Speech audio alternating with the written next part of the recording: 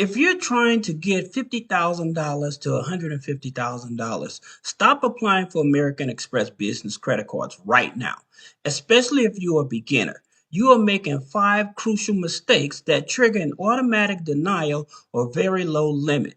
Here's exactly how to fix it and unlock those high limits even with zero revenue. First, it's true. You can get an American Express business credit card without a business. I made a video about how to do that already. If you type Amex in the comments, I'll send you over that video. The first mistake, not having either an American Express checking or a savings or an authorized user. Okay. So you can either have this here personal checking account with American Express or a business checking account with American Express. Now, this does not mean that you necessarily have to have it. Okay, I'm just explaining this to you to give you the leverage if you're trying to get up to $150,000. All right, so this is the first mistake.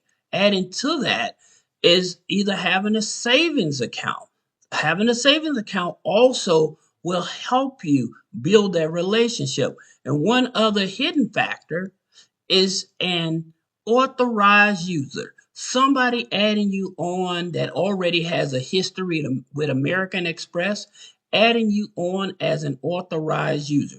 Now, here's the thing I'm going to tell you about the American Express authorized user that most people don't realize. Yes, adding you on as an authorized user helps internally with American Express. And and let me explain why. Okay? Because they see that they already have a relationship with someone else. So that means that you're vouching for them that you're a good candidate.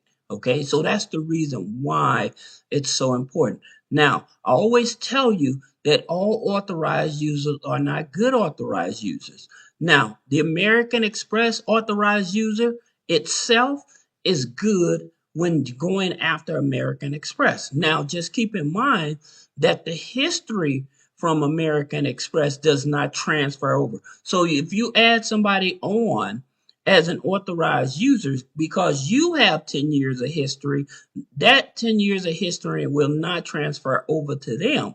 They will start at whatever time they've been added on as an authorized user. And most people don't explain this. So yes, having an American Express authorized user for a beginner and you're just starting out, this is going to give you an advantage.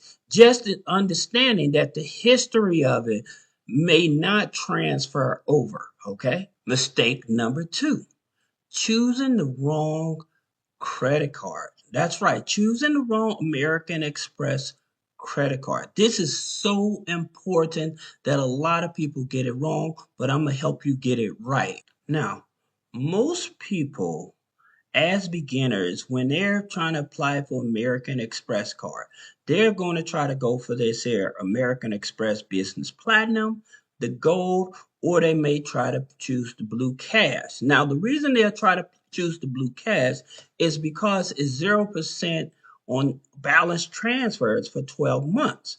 Now, here's the mistake that most people make. Okay, this is number two. Do not go for these cards, especially as a beginner and you're just starting out. You do not want to start with these cards. The reason is one, the fees. Okay, now granted, the American Express Blue Cash uh, card doesn't have any fees. However, when you're starting out with these cards, most people, when they start out with these cards, they're going to give them a very low limit. Because remember, you're brand new.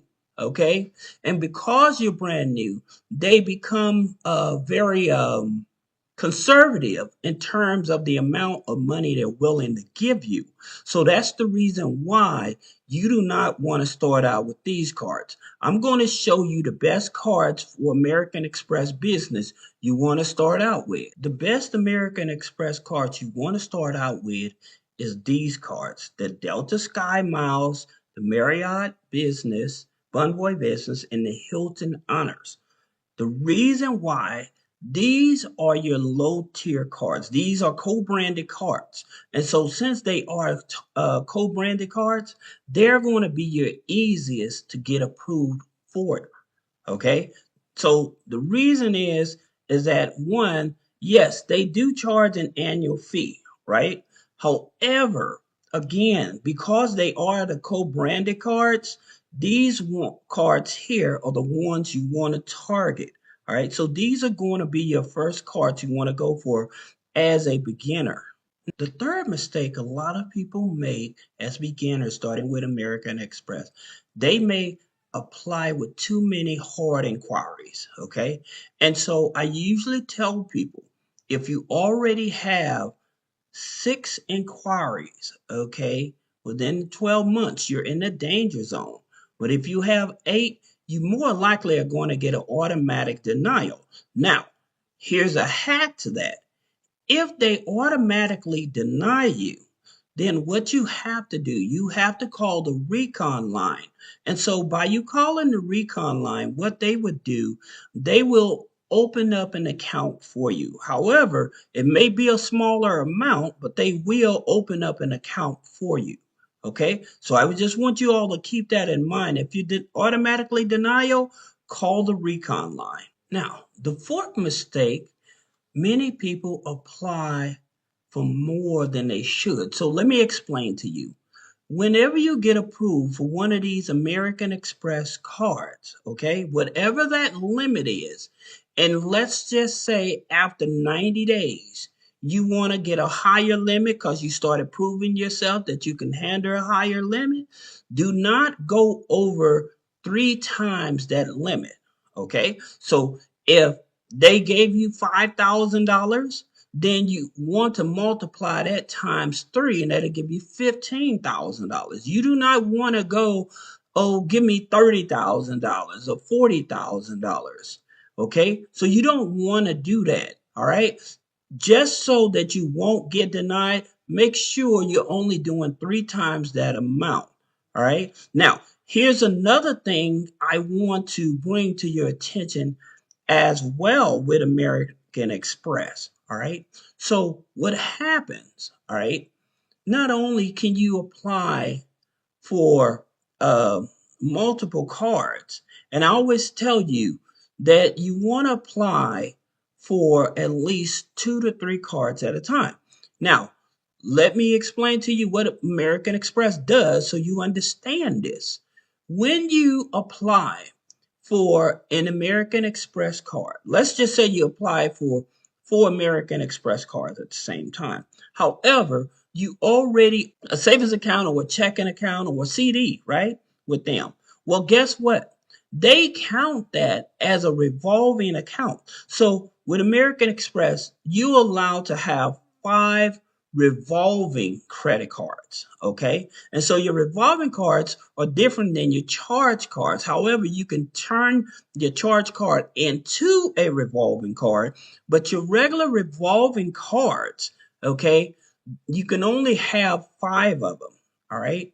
And so, since you only allowed to have 5, if you have a checking account or savings account or CD with them, they'll use those and count those as one of your revolving accounts. All right. So just keep that in mind. And I'm almost sure a lot of people are not aware of this. And so it may not have been spoken on, but I'm just giving you some information that I know that'll keep you from being denied, especially if you want to have multiple cards at once. Make sure you watch until the end, because mistake number 5, because that single mistake accounts for 80% of most American Express denials and low limits, okay? And it can possibly ruin your credit because of too many unnecessary inquiries, okay? So let me get to the last mistake so you can understand why I'm saying this. Mistake number 5, and this is the last mistake, and this is the huge one. A lot of people are confused about their total gross annual income, what to actually put on your total gross annual income. Okay. And a lot of people end up overstating their income. Now, yes, you can have overall household income. All right. They'll even accept if you're receiving child support, alimony, if you have a 401k, they'll accept that income. But when you overstate and then you apply for a card or something like that, and they cannot verify your bank account or something like that, then this is the biggest mistake that most people end up having and getting denied, okay, because of this. And so, another thing, also updating your income. All right. Now, every year they'll send you out this thing that asks you, hey, what's your income? Has it been updated? Okay. And then if you had an increase in income, yes, you would put an increase in income there. Or maybe after uh, 90 days or 6 months and you had an increase in income, you can call them and say, hey, I just want to update my income.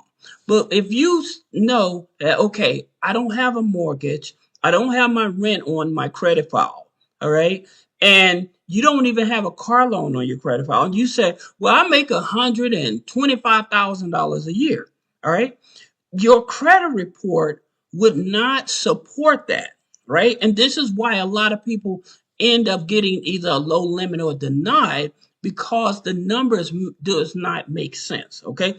Especially when you have like a lot of credit builders, okay? Like if you have a lot of credit builders on your credit file or you showing that, hey, I got a lot of buy now, pay now, uh, on your credit file, this also can get you denied, all right? Because it shows that you're not able to manage money, all right? And this is one of the biggest mistakes a lot of people are not aware of.